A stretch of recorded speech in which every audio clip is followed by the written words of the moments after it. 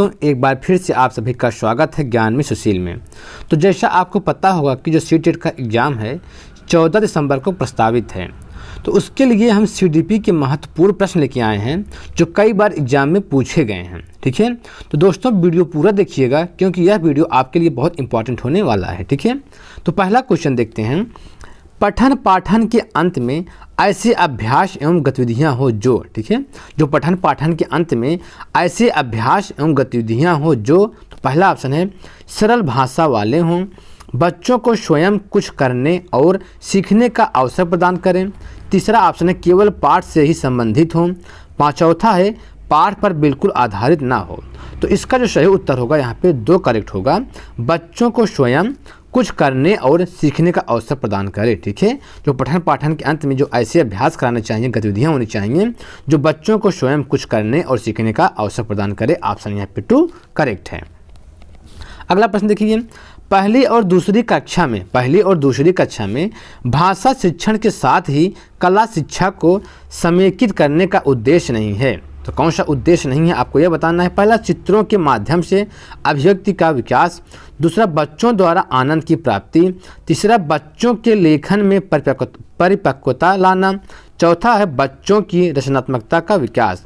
तो इसका सही उत्तर क्या होगा, नहीं है, आपको नहीं छांटना है। इसका जो सही उत्तर होगा यहाँ पे 3 करेक्ट होगा, बच्चों के लेखन में परिपक्वता लाना। ठीक है, यही जो है नहीं है, ऑप्शन यहाँ पे 3 करेक्ट है। तीसरा प्रश्न, पाठ के अंत में अभ्यास और गतिविधियां देने का उद्देश्य है। तो पाठ के अंत में जो गतिविधियां और अभ्यास कराया जाता है उसका उद्देश्य क्या होता है। पहला ऑप्शन बच्चों को अभिव्यक्ति के अवसर देना, दूसरा है बच्चों को व्यस्त रखने हेतु गतिविधियां बनाना, तीसरा बच्चों को याद करने हेतु सामग्री उपलब्ध कराने में सहायता करना, चौथा गृह कार्य की सामग्री जुटाना। तो इसका जो सही उत्तर होगा, इसका जो सही उद्देश्य होगा, ऑप्शन यहाँ पे 1 करेक्ट है, बच्चों को अभिव्यक्ति के अवसर देना। ठीक है, बच्चों को अभिव्यक्ति के अवसर देना, ऑप्शन यहाँ पे 1 करेक्ट है। अगला प्रश्न देखिए, चॉम्स्की के अनुसार कौन सा कथन सही है। ठीक है, कौन सा कथन सही है। बच्चे में भाषा सीखने की जमजात क्षमता होती है, बच्चों में भाषा सीखने की जमजात क्षमता नहीं होती है, तीसरा है बच्चों में भाषा सीखने की क्षमताएं बहुत सीमित होती है, चौथा है बच्चों में व्याकरण सिखाना जरूरी है। तो कौन सा चॉम्स्की के अनुसार जो है कथन सही है। इसका जो सही उत्तर होगा यहाँ पे ऑप्शन 1 करेक्ट होगा, बच्चों में भाषा सीखने की जमजात क्षमता होती है। यह किसका कथन है, चॉम्स्की के अनुसार होती है। ऑप्शन यहाँ पे 1 क्या है, करेक्ट है। अगला प्रश्न देखिए, लिखना ये क्या है आपको बताना है 4 ऑप्शन में। लिखना, ठीक है, एक बेहद जटिल प्रक्रिया है, एक अनिवार्य कुशलता है जिसे जल्दी प्राप्त किया जाना है, एक तरह की बातचीत है, एक अत्यंत यांत्रिक प्रक्रिया है। तो लिखना क्या है, इसका जो सही उत्तर होगा, लिखना यह एक क्या है, एक तरह की क्या है, बातचीत है। ठीक है, एक तरह की बातचीत है। ऑप्शन यहाँ पे 3 करेक्ट है। अगला प्रश्न, कक्षा 1 और 2 के शुरुआती समय में पढ़ने का प्रारंभ से हो और किसी के लिए हो, इसका आंसर क्या होगा। इसका जो सही उत्तर होगा यहाँ पे ऑप्शन 1 करेक्ट होगा, शुरुआती समय में पढ़ने का आरंभ अर्थ से हो और किसी उद्देश्य के लिए हो। ठीक है, यहाँ पे उद्देश्य होगा, यहाँ पे अर्थ होगा। ऑप्शन यहाँ पे 1 करेक्ट है। अगला प्रश्न, इनमें से कौन सा प्राथमिक स्तर पर हिंदी भाषा शिक्षण का उद्देश्य नहीं है। आपको बताना कौन सा हिंदी भाषा शिक्षण का उद्देश्य नहीं है। पहला है संदर्भ के अनुसार लगाकर पढ़ने का प्रयास करना, दूसरा है चित्रकारी को स्वयं की अभिव्यक्ति का माध्यम बनाना, तीसरा है बच्चों की भाषा और स्कूल की भाषा में संबंध बनाते हुए उन्हें विस्तार देना, और चौथा है सुनी गई बातों को ज्यों का त्यों दोहराना। तो इसका जो सही उत्तर होगा यहाँ पे जो है ऑप्शन 4 होगा। ठीक है, सुनी गई बातों को ज्यों का त्यों दोहराना क्या है, यही जो है ऑप्शन यहाँ पे करेक्ट है। ठीक है, अगला प्रश्न, भाषा सीखने का व्यवहारवादी दृष्टिकोण पर बल देता है। जो भाषा सीखने का जो व्यवहारवादी दृष्टिकोण है यह किस पर बल देता है। पहला है अनुकरण पर, दूसरा है रचनात्मकता पर, तीसरे भाषा प्रयोगों पर, और जो चौथा है अभिव्यक्ति पर। तो इसका जो सही उत्तर होगा यहाँ पे अनुकरण पर बल देता है। भाषा सीखने का जो व्यवहारवादी दृष्टिकोण है यह अनुकरण पर बल देता है। यहाँ पे ऑप्शन 1 करेक्ट है। अगला क्वेश्चन देखिए, प्राथमिक स्तर पर हिंदी भाषा शिक्षण के लिए सबसे अधिक महत्वपूर्ण है। तो प्राथमिक स्तर पर जो भाषा शिक्षण के लिए सबसे अधिक महत्वपूर्ण क्या है। पहला ऑप्शन है भाषा प्रयोग के अवसर, दूसरा है पाठ्य पुस्तक, तीसरा है उच्च स्तरीय तकनीकी यंत्र, चौथा है व्याकरणिक नियमों का स्मरण। तो इसका जो सही उत्तर होगा यहाँ पे 1 करेक्ट होगा, भाषा प्रयोग के अवसर। यहाँ पे ऑप्शन यहाँ पे 1 करेक्ट है। अगला प्रश्न देखिए, कक्षा 1 और 2 के बच्चों के लिए आप किस तरह की कहानी का चयन करेंगे। कक्षा 1 और 2 के बच्चों के लिए आपको कहानी का चयन करना है, किस प्रकार की कहानी आप चयन करेंगे। पहला ऑप्शन है जो बहुत छोटी हो, जिसमें बहुत सारे पात्र हों। तीसरा जिसमें 2 ही पात्र हों। चौथा जिसके शब्दों, वाक्यों और घटनाओं के वर्णन की शैली चित्रात्मक हो। तो इसका सही उत्तर क्या होगा, देखिए 1 और 2 के बच्चों के लिए करना है आपको। इसका जो सही उत्तर होगा यहाँ पे 4 होगा, जिसके शब्दों, वाक्यों और घटनाओं के वर्णन की शैली कैसी हो, चित्रात्मक हो।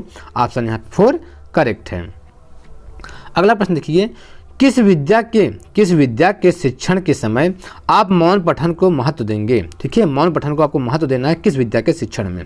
पहला है संवादात्मक कहानी, दूसरा है कविता, तीसरा है एकांकी, चौथा है निबंध। ठीक है, तो इसका जो सही उत्तर होगा यहाँ पे ऑप्शन 4 होगा, निबंध। ठीक है, निबंध होगा, ऑप्शन यहाँ पे 4 करेक्ट है।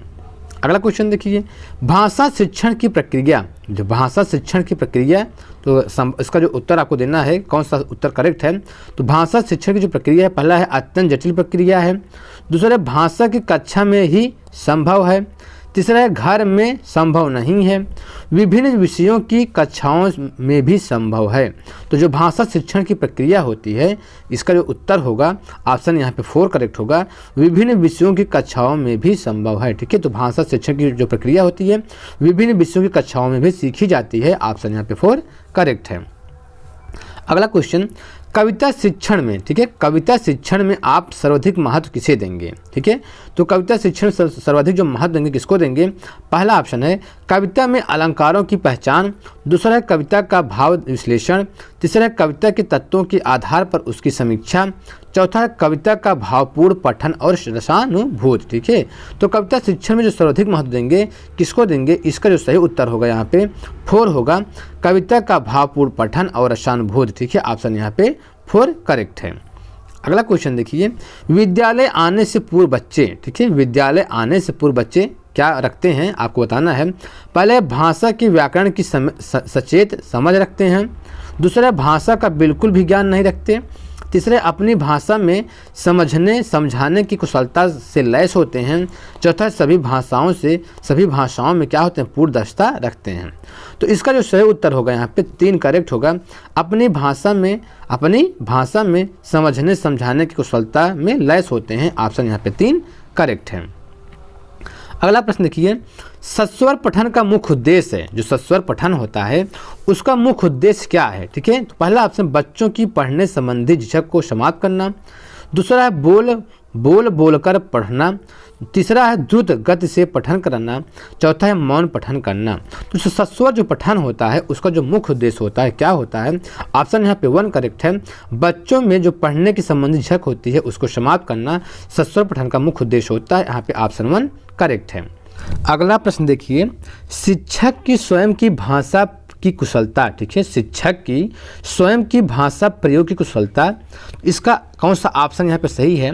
बच्चों की भाषा प्रयोग पर कोई प्रभाव नहीं डालती, बच्चों की आलंकारिक भाषा प्रयोग के लिए प्रेरित करती है, बच्चों को भाषा का अनुकरण के लिए बाध्य करती है, बच्चों की भाषा प्रयोग के लिए आदर्श रूप प्रस्तुत करती है। ठीक है, तो जो शिक्षक की स्वयं की भाषा प्रयोग की कुशलता होती है बच्चों पर क्या प्रभाव डालती है, इसका जो सही उत्तर होगा बच्चों की भाषा प्रयोग के लिए आदर्श रूप प्रस्तुत करती है। ऑप्शन यहाँ पे 4 करेक्ट है। ठीक है, अगला प्रश्न, भाषा सिखाने की प्रक्रिया में अर्थ गढ़ने का आधार मुख्यता है। तो अर्थ गढ़ने का आधार मुख्यता क्या है। पहला ऑप्शन है शिक्षक द्वारा अर्थ बताना, दूसरा है शब्दकोश देखना, तीसरा है पाठ्य पुस्तक, चौथा है समाज सांस्कृतिक परिवेश। तो इसका जो सही उत्तर होगा यहाँ पे ऑप्शन यहाँ पे 4 करेक्ट है, समाज सांस्कृतिक परिवेश। ठीक है, समाज सांस्कृतिक परिवेश, ऑप्शन यहाँ पे 4 करेक्ट है। अगला प्रश्न देखिए, मंजू 8वीं कक्षा को हिंदी पढ़ाती है, इस स्तर पर उसके किसके लिए प्रयास करना चाहिए। ठीक है, तो इस स्तर पर उसे किसके लिए प्रयास करना चाहिए। पहला है अलंकार समझाना, दूसरा है छंद समझाना, तीसरा है स्वर पठन, चौथा साहित्यिक विधाओं का परिचय। तो इसका जो सही उत्तर होगा यहाँ पे ऑप्शन यहाँ पे 4 करेक्ट होगा, साहित्यिक विधाओं का परिचय। ऑप्शन यहाँ पे 4 करेक्ट है।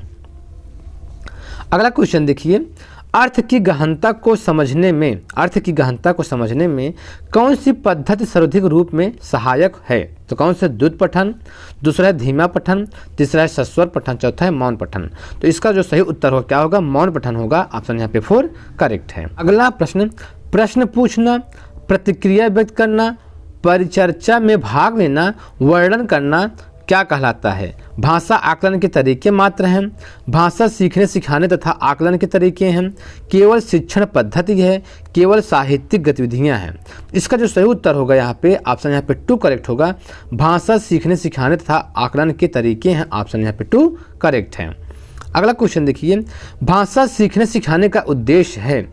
तो भाषा सीखने और सिखाने का उद्देश्य क्या है? इसका जो सही उत्तर होगा यहाँ पे, ऑप्शन यहाँ पे 2 करेक्ट होगा।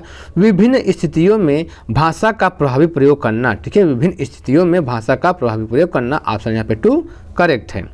अगला क्वेश्चन देखिए, कविता शिक्षण में कौन सा तत्व उसे गद्य से अलग करता है? कविता शिक्षण में कौन सा तत्व उसे गद्य से अलग करता है? पहला है भाषा सौष्ठव की महत्ता, दूसरा ऑप्शन है शब्द भंडार में वृद्धि, तीसरा है भाषा प्रयोग की छटाएं, चौथा है गेयता। तो इसका जो सही उत्तर होगा यहाँ पे, ऑप्शन यहाँ पे 4 करेक्ट होगा, गेयता। ठीक है। प्रश्न, कहानी कथन के उद्देश्यों में कौन सा पक्ष शामिल नहीं है? कौन सा पक्ष जो है कहानी कथन उद्देश्य में शामिल नहीं है, ये आपको बताना है।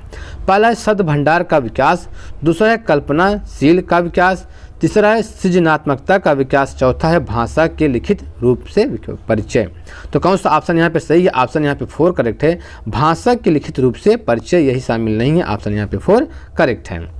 भाषा शिक्षण की अनुवाद विधि। ठीक है, तो पहला ऑप्शन देखिए, मातृभाषा को मध्यस्थ नहीं बनाती है, दूसरा है मातृभाषा की अपेक्षा करती है, तीसरा ऑप्शन मातृभाषा को मध्यस्थ बनाती है, चौथा ऑप्शन लक्ष्य भाषा को ही श्रेष्ठ सिद्ध करती है। तो भाषा शिक्षण की जो अनुवाद विधि होती है, इसका जो सही उत्तर होगा यहाँ पे, ऑप्शन यहाँ पे 3 करेक्ट होगा, मातृभाषा को मध्यस्थ बनाती है। ऑप्शन यहाँ पे 3 करेक्ट है। अगला प्रश्न देखिए, भाषा शिक्षण की विधियां मुख्यतः पर निर्भर करनी चाहिए। तो भाषा शिक्षण की जो विधियां हैं मुख्यतः किस पर निर्भर करनी चाहिए? पहला ऑप्शन परीक्षा पद्धति पर, दूसरा है बच्चों का स्तर, आयु और प्रकरण, तीसरा है समय अवधि, चौथा है लक्ष्य भाषा। तो इसका यहाँ पे जो सही उत्तर होगा यहाँ पे, ऑप्शन 2 करेक्ट होगा, बच्चों का स्तर, आयु और प्रकरण पर निर्भर करनी चाहिए। ऑप्शन यहाँ पे 2 करेक्ट है। अगला प्रश्न, उच्च प्राथमिक स्तर पर कौन सा भाषा शिक्षण का उद्देश्य नहीं है? तो भाषा शिक्षण का कौन सा उद्देश्य नहीं है? इसका जो यहाँ पे सही उत्तर होगा, ऑप्शन यहाँ पे 4 करेक्ट होगा, मुहावरेदार भाषा का अनिवार्यतः प्रयोग करने पर बल। यही जो है क्या है, भाषा शिक्षण का उद्देश्य नहीं है। ऑप्शन यहाँ पे 4 करेक्ट है। अगला प्रश्न, भाषा शिक्षण का निर्माणकारी उपागम इस बात पर बल देता है कि, तो किस बात पर बल देता है? पहला ऑप्शन बच्चों को भाषाई नियम कंठस्थ कराए जाएं, दूसरा है बच्चों की भाषागत शुद्धता पर विशेष बल देना चाहिए, तीसरा है व्याकरण के नियम जानना ही शुद्ध भाषा प्रयोग का एकमात्र आधार है, चौथा समाज में व्याप्त भाषाई व्यवहार का अवलोकन करते हुए बच्चे स्वयं ही नियम बना लेते हैं। तो इसका जो यहाँ पे सही उत्तर होगा यहाँ पे, ऑप्शन यहाँ पे 2 करेक्ट होगा, बच्चों की भाषागत शुद्धता पर विशेष बल देना चाहिए। ऑप्शन यहाँ पे 2 करेक्ट है। अगला प्रश्न, भाषा की कक्षा में कौन सी शिक्षण युक्ति सबसे कम प्रभावी है? ठीक है, भाषा की कक्षा में कौन से शिक्षण युक्ति जो है सबसे कम प्रभावी है? पहला ऑप्शन है उचित गति एवं प्रवाह के साथ पढ़ने पर बल देना। ठीक है, दूसरा है शुद्ध उच्चारण पर अत्यधिक बल देना, बच्चों की रुचि के अनुसार परिचित विषय या प्रसंग पर चर्चा, दूसरों की हस्तलिखित सामग्री पद आदि पढ़वाना। ठीक है, तो यहाँ पे भाषा की कक्षा में कौन सी शिक्षा युक्त सबसे कम प्रभावी है? इसका यहाँ पे जो सही उत्तर होगा यहाँ पे 4 करेक्ट होगा, दूसरों की हस्तलिखित सामग्री पद आदि पढ़वाना, यही सबसे क्या है, कम प्रभावी है। ऑप्शन यहाँ पे 4 करेक्ट है। अगला क्वेश्चन देखिए, कहानियाँ बच्चों के भाषा विकास में किस प्रकार सहायक हैं? तो किस प्रकार सहायक हैं? ये भाषिक नियम ही सिखाती हैं। दूसरा ऑप्शन बच्चों के खाली समय का सदुपयोग करने में मदद करती हैं। तीसरा, ये पाठ्य पुस्तक का सबसे महत्वपूर्ण हिस्सा है। चौथा ऑप्शन, ये बच्चों की कल्पना शक्ति, सृजनात्मकता और चिंतन को बढ़ावा देती हैं। तो इसका जो सही उत्तर होगा यहाँ पे 4 करेक्ट होगा, ये बच्चों की कल्पना शक्ति, सृजनात्मकता और चिंतन को बढ़ावा देती हैं। ऑप्शन यहाँ पे 4 करेक्ट है। देखिए, भाषा शिक्षण में सहायक है। तो भाषा शिक्षण में क्या सहायक है? निदानात्मक एवं उपचारात्मक कार्य, शुद्ध भाषा पर बल, तीसरा साहित्य शिक्षण, चौथा है व्याकरणिक नियमों की जानकारी।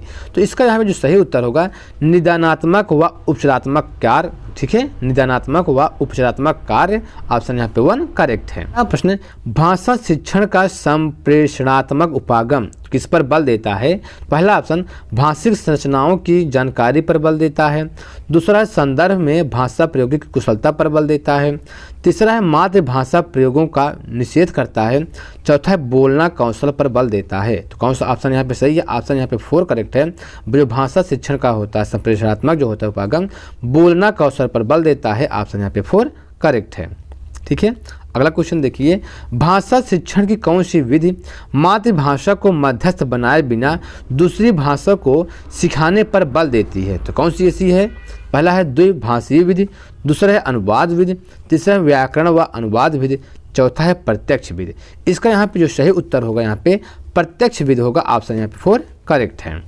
अगला क्वेश्चन देखिए, भाषा शिक्षण के संदर्भ में कौन सा कथन सही नहीं है? कौन सा कथन सही नहीं है?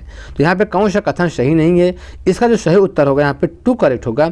भाषा शिक्षण में केवल भाषाई शुद्धता पर ही अधिक बल रहता है, ये ऑप्शन सही नहीं है। ठीक है, ऑप्शन यहाँ पे 2 करेक्ट है। अगला क्वेश्चन देखिए, इनमें से प्राथमिक स्तर पर भाषा शिक्षण का कौन सा उद्देश्य अनिवार्यता नहीं है? प्राथमिक स्तर पर जो है भाषा शिक्षण का कौन सा उद्देश्य जो है अनिवार्यता नहीं है? तो कौन सा नहीं है? तो 4 ऑप्शन दिया गया है, कौन सा ऑप्शन यहाँ पे सही है? ऑप्शन यहाँ पे 3 करेक्ट है। भाषा के अलंकारिक प्रयोग की क्षमता का विकास जो है यही जो है प्राथमिक स्तर पर भाषा शिक्षण का उद्देश्य नहीं है, ऑप्शन यहाँ पे 3 करेक्ट है। स्तर पर कौन सा भाषा शिक्षण का उद्देश्य नहीं है? तो कौन सा जो है भाषा शिक्षण का उद्देश्य नहीं है? पहला ऑप्शन देखिए, विभिन्न संदर्भों में भाषा का प्रभावी प्रयोग करना, ये तो भाषा शिक्षण का उद्देश्य है। स्पष्टता एवं आत्मविश्वास के साथ अपनी बात कहना, ये भी जो है भाषा शिक्षण का उद्देश्य है। वर्णमाला को क्रम से कंठस्थ करना, और जो चौथा ऑप्शन है ध्वनि चिन्हों का संबंध बनाना। देखिए, जो ध्वनि चिन्हों का संबंध बनाना ये भी जो है भाषा शिक्षण का उद्देश्य है। ऑप्शन यहाँ पे जो 3 है वर्णमाला को क्रम से कंठस्थ करना, यही भाषा शिक्षण का उद्देश्य नहीं है, ऑप्शन यहाँ पे 3 करेक्ट है। अगला क्वेश्चन देखिए, एक समावेशी कक्षा में कौन सा कथन भाषा शिक्षण के सिद्धांतों के प्रतिकूल है? ठीक है, भाषा शिक्षण के सिद्धांतों के प्रतिकूल है, किसमें? एक समावेशी कक्षा में। तो इसका जो सही उत्तर होगा यहाँ पे उत्तर यहाँ पे 1 करेक्ट होगा। व्याकरण के नियम सिखाने से बच्चों का भाषा विकास शीघ्रता से होता है, ये ऑप्शन क्या है? ये प्रतिकूल है। ठीक है, ये नियम सही नहीं है, ऑप्शन यहाँ पे 1 करेक्ट है।